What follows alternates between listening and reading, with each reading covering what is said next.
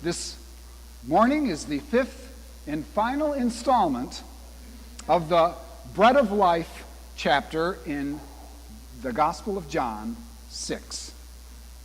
Jesus is the bread of life, the last in my sermon series. Ooh. As of late last night, I shall confess, the title of my message was, I spent all week on a sermon and I got nothing. Then I had pie, peach pie, and everything fell into place. Pie will do that for you. In a synagogue in Capernaum, the crowd reacted to Jesus' teaching about his body and the blood, and Jesus' followers began to complain about it. They were complaining. They were offended. Disciples were slipping out the back door faster than they were coming in the front door. Because Jesus was basically saying, if you want life, come to the table and eat the broken bread and drink the poured out wine. Because that's the story. That's what I'm all about. To be broken and poured out for you. And it was difficult for them to receive. He is saying, don't think of me as a theological subject for debate. I am body and blood. Take me into yourself. Come to me and feed your hearts and your minds and your souls on my humanity. Touch my divinity. And the grace and mystery of the Eucharistic moment will bring you into union with God. And by doing this, you are the church. And as we just heard in the gospel, many left. I looked at the episcopal statistics for our province earlier this week, and church attendance has dropped by 3% in the last year. Not this church, but the wider church. It's comforting to me as a pastor of a church to know that Jesus lost members too. Maybe this Jesus movement that we are in is just too offensive for some. Maybe when we're asked to actually walk the talk, it's a little too difficult for some. Maybe even words such as spirit and flesh and bread and blood are too offensive. So the church loses members, just like good old St. Pete's years ago. St. Pete's, where the sign outside the front of the church read, "Welcome to our church, where we've been putting the fear of God in folks since 1874.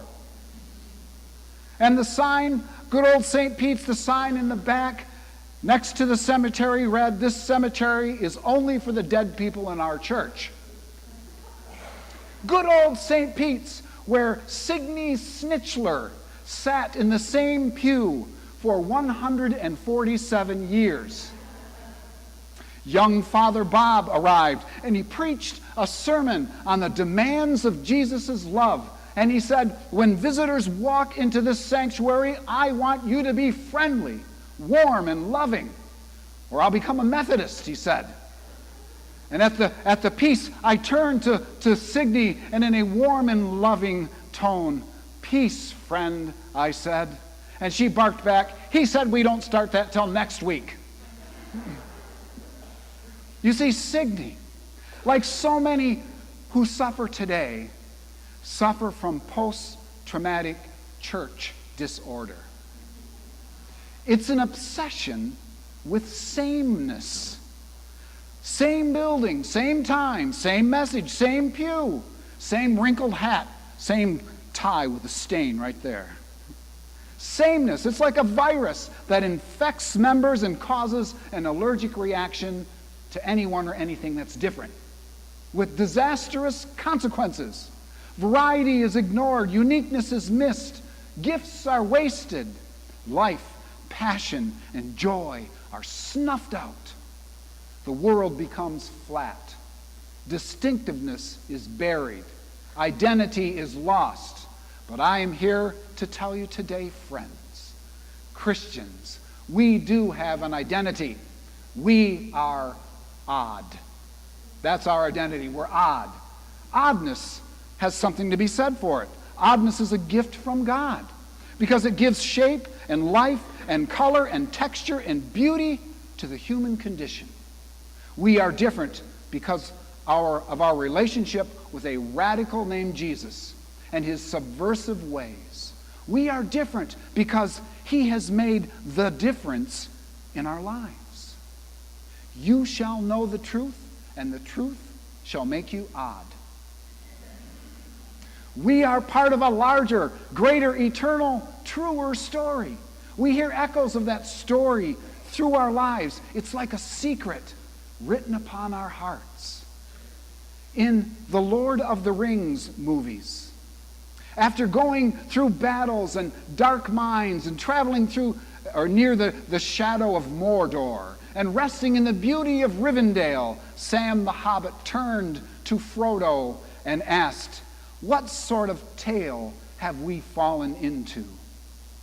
That is a question for us. If life is a story, if it is a tale, then what is the plot? What role do you and I play in it? If life is a tale told by an idiot, full of sound and fury, then does it signify nothing? Was Macbeth right? Has the world lost its story? Yes, I think so. To me, the accidental life is a life not worth living. Don't settle for sameness. Don't let your life grow smaller. We, Christians, are the last airbenders, trying to restore harmony to the world. We are the rebel alliance, striving against injustices. We belong to the fellowship of the Trinity, fighting for good to prevail. We are the heroes of humanity who realize with great power comes great responsibility. We are the seekers who look for something higher and deeper and above time and space to the infinite frontiers. These are the voyages of the starship St. Mark's. Its spirit-led mission is to explore strange new worlds, to seek out new life, to boldly go where no one has gone before. I hope you're aboard.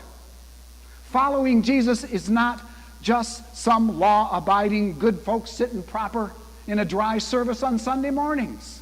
Christianity is the greatest adventure path ever written, the epic story in which we find ourselves. In C.S. Lewis's book and movie, The Lion, the Witch, and the Wardrobe, the White Witch has turned many of the inhabitants of Narnia into stone, cold stone. But Aslan, the Christ figure, he jumps into the stone courtyard, pouncing upon the statues and breathing life into them again. The courtyard looked no longer like a museum.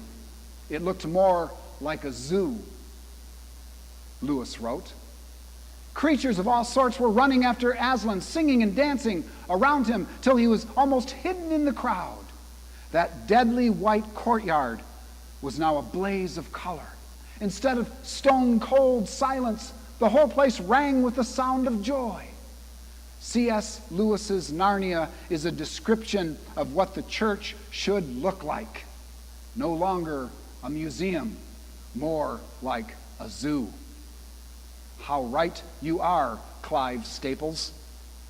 We don't have to look a certain way or talk the right talk, or be highly educated or abundantly wealthy or overly handsome or incredibly talented or to vote in a certain way. We just have to want to know more about Jesus and believe he helps us do this thing we call life. That's where Peter's answer came from when Jesus, seeing all the other defectors, turned to the 12 and said, "Do you want to leave too?" Peter's loyalty was based on this personal relationship that he had with Jesus Christ. There were many things he didn't understand. He was a simple fisherman. He was probably as confused as everyone else. What should I say, he thought. Then Peter had pie. It said that right in my Bible. Peter had pie. Peter, knowing it was odd, replied, "But Lord, you have the words of eternal life." And from that moment on, everything became holy. Amen.